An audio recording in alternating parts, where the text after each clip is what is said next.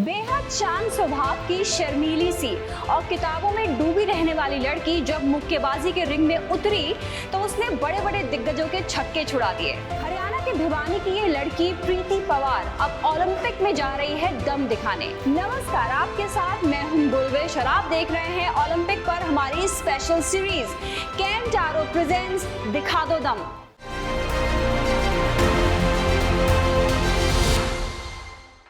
केन tarot जो हमेशा रखता है शुद्धता का ख्याल, सालों से भरोसे की पहचान, केन टारो रखता है आपकी सेहत का ध्यान। इस सीरीज में आज हम आपको मिलवा रहे हैं पेरिस ओलंपिक में दम दिखाने जा रहे भारतीय सितारे।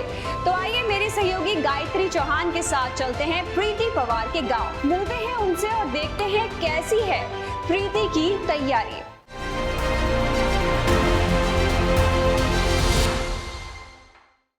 केन से पानी होता है 100% प्योर। केन टारो प्योरिटी दिखाता भी है। केन देता है सबसे शुद्ध पानी।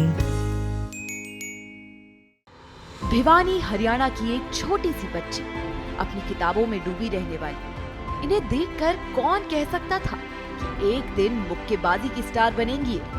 नाम है प्रीति साई पवार। प्रीति को बॉक्सिंग की दुनिया में कदम रखे ज्यादा समय नहीं हुआ, पर जिस तरह से ये अपनी मेहनत और इच्छा शक्ति के दम पर सफलता की सीढ़ियों पर चढ़ती जा रही है, उससे किसी को कोई शक नहीं कि ये खिलाड़ी पेरिस ओलंपिक्स में भारत का परचम लहराएंगी।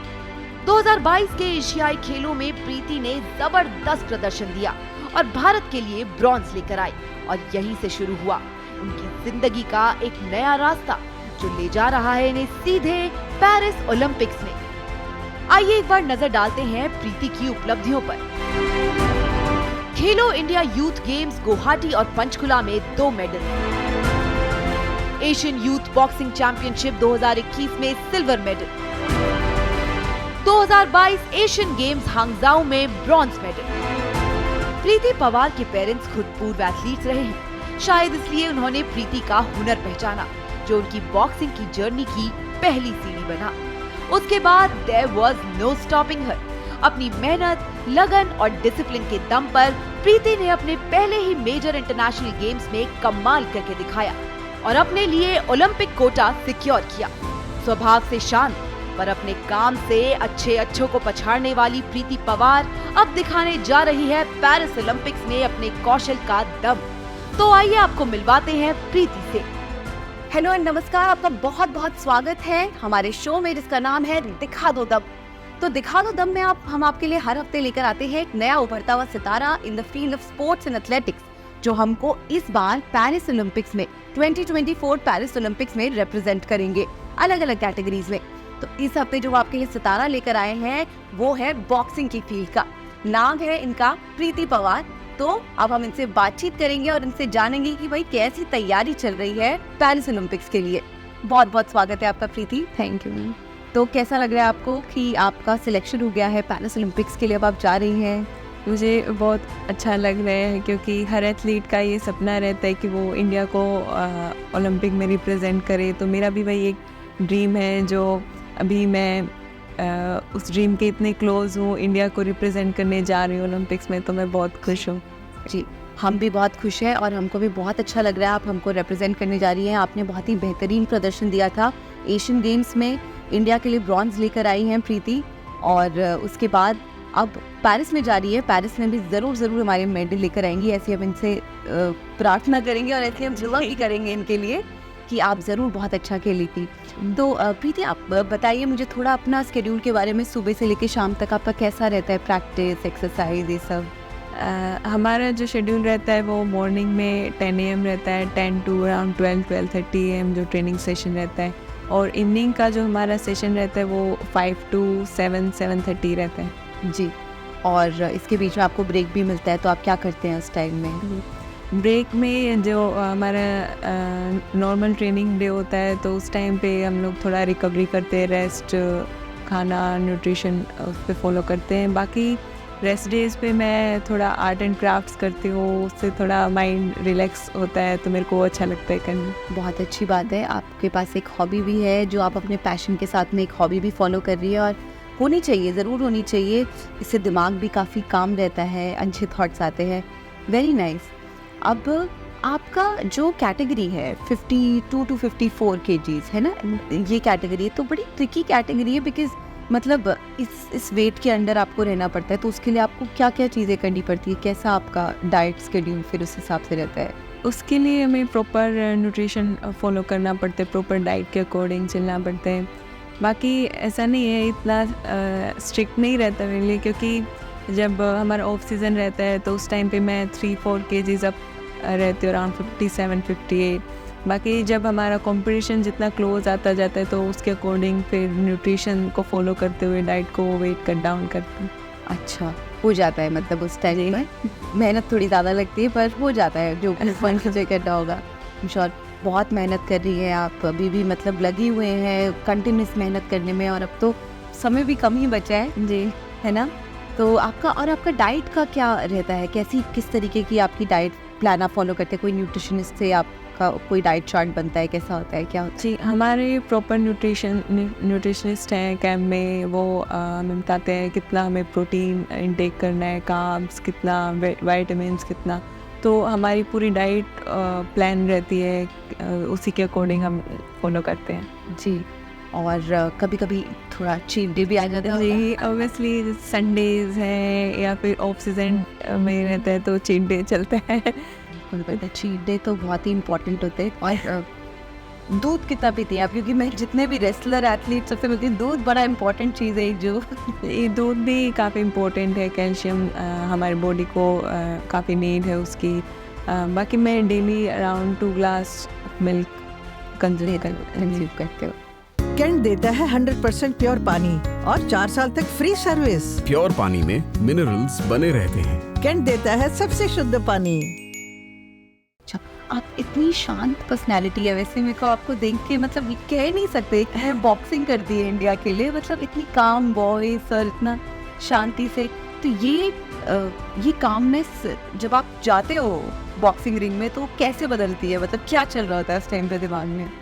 सबको ऐसा लगता है कि बॉक्सर है तो मतलब एग्रेसिव ही होगा, ऐसा होगा, बट ऐसा नहीं है, काम भी होते हैं बॉक्सर्स भी, तो मैं भी वैसा ही हूँ। मेरा नेचर थोड़ा काम रहना पसंद है, मेरे को ज़्यादा बातें करना नहीं पसंद। तो जब भी रिंग में जाती हूँ तो उस टाइम पे हमें एग्रेशन दिखाना पड़ता है ओपोनेंट के सामने, हमें ओपोनेंट के हिसाब से। कई बार हम लोग काम से भी खेल सकते हैं, एग्रेशन की इतनी ज़रूरत नहीं पड़ती, बट कई बाउट्स ऐसे रहते हैं जिसमें हमें एग्रेशन दिखाना पड़ता है, तो तब हम एग्रेसिव तब दिखा देते हैं। चलिए, बहुत अच्छी बात है ये तो। अच्छा, मैंने सुना आपके पापा भी रहे हैं स्पोर्ट्स में, क्या खेलते थे आपके पापा? मेरे पापा कबड्डी खेलते थे।